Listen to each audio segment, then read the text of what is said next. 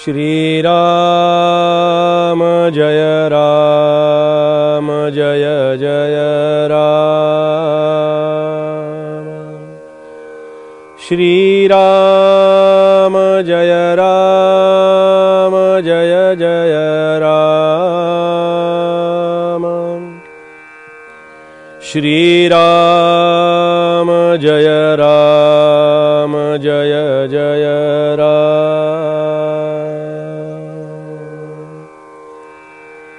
जयाचे निनामे महादोष जाती, जयाचे निनामे गती पाविजेती, जयाचे निनामे घडे पुण्य ठेवा, प्रभाते मनी राम चिंतित जावा। जय जय रघुवीर समर्थ।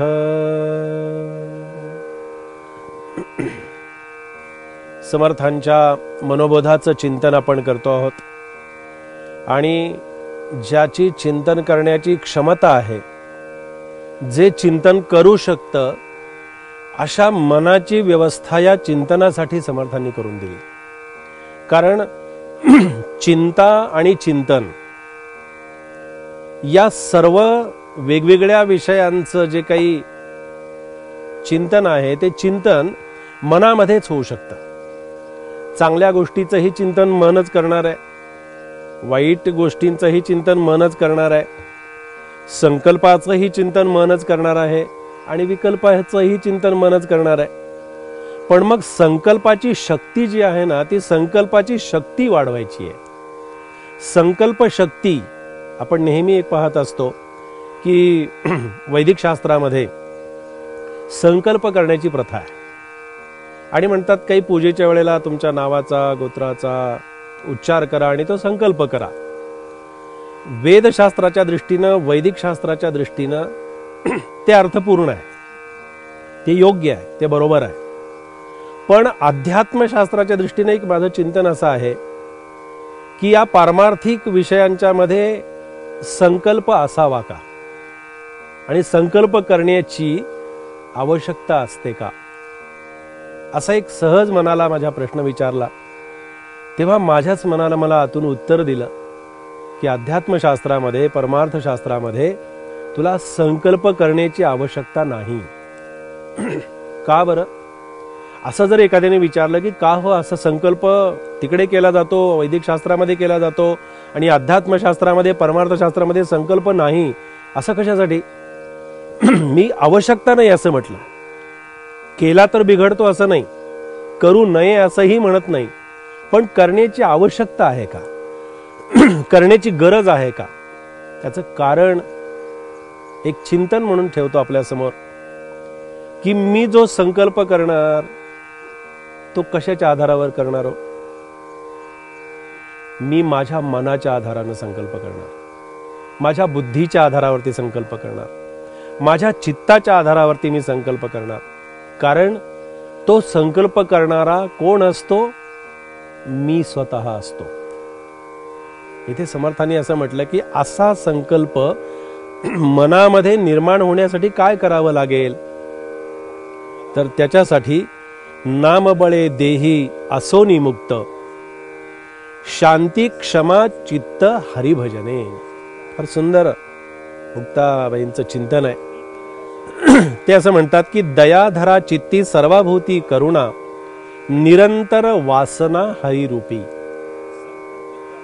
माधव मुकुंद हरिनाम चित्ती, सर्वात्मा मुक्ती नामापाठी, मुक्ताईचे धन हरिनामे उच्चारण, अवघाची संसार मुक्त केला। किती छान चिंतन मांडलं इथे त्यांनी की नामबळे देही असोनी मुक्त, देहामध्ये असूनही मुक्ती करण्याचं सामर्थ्य ज्याच्यामध्ये आहे त्या नामामध्ये आहे। आणि म्हणून समर्थ म्हणाले की जयाचे नि नामे महादोष जाती, आता हे महादोष बरोबर आलेले असतात का निर्माण केलेले असतात? बरोबरही आलेले असतात, आणि बरोबर आलेल्या दोषांचाच एवढा मोठा साठा असतो आपल्याकडे ना, इतकं मोठं ते संग्रह असतो दोषांचा, आणि आम्ही काय करतो, आम्ही त्याच्यामध्ये आणखीन जास्ती भर टाकतो, आणखीन ते वाढवण्याचा प्रयत्न करतो. म्हणून नामानं काय होतं, नामानं आपल्याबरोबर आलेल्या दोषांचा परिहार होतो. आपण बरोबर घेऊन आलेले दोष तरी कमी करण्याचं सामर्थ्य नामामध्ये आहे.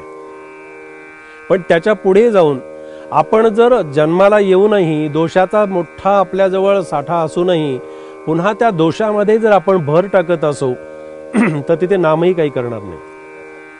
नाम काय करतं, अंतःकरणातल्या वृत्तीची शुद्धता जी आहे ना, ही नामस्मरण ती शुद्धी करत असतं.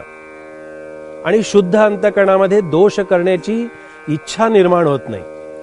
म्हणून जयाचेने नामे महादोष जाती असं म्हटलंय की हे मना, जयाचेने नामे गती पावी जेती. आता ही गती म्हणजे कुठली, गाडीची गती, रेल्वेची गती, कशाची गती, वाऱ्याची गती. ही गती म्हणजे याचा अर्थ असा की या जन्मातून मला चांगल्या योनीमध्ये प्रवेश मिळत असतो, चांगली योनी मला प्राप्ती होत असते, आणि ही चांगली योनी मला प्राप्त व्हावी, याच्यातून मला बाहेर पडावं, याच्यातून मला काही चांगलं मिळावं, याच्यातून काही तरी चांगला विचार मनामध्ये यावा, आणि जी गती मला प्राप्त व्हायला पाहिजे तो शेवटचा क्षण हा गतीसाठी अत्यंत आवश्यक असतो. शेवटच्या क्षणावरती काय, कोणती, कशी गती मिळणार आहे हे फक्त शेवटच्या श्वासाच्या वेळीच ठरतं.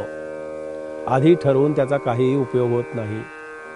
आधी जर ठरवलं, आधी जर हे निश्चित केलं आणि शेवटच्या क्षणाला आणि शेवटच्या श्वासाला मला भूक लागली करत करतच गेला, तर पुन्हा जन्माला येताना मला भूक लागली म्हणतच तो जन्माला येतो. शेवटच्या क्षणाला जो विचार असतो ना, तो पुढच्या जन्मातला पहिला विचार असतो, हे आपण कधीही विसरू नये. म्हणून समर्थ म्हणाले की जयाचेने नामे घडे पुण्य ठेवा.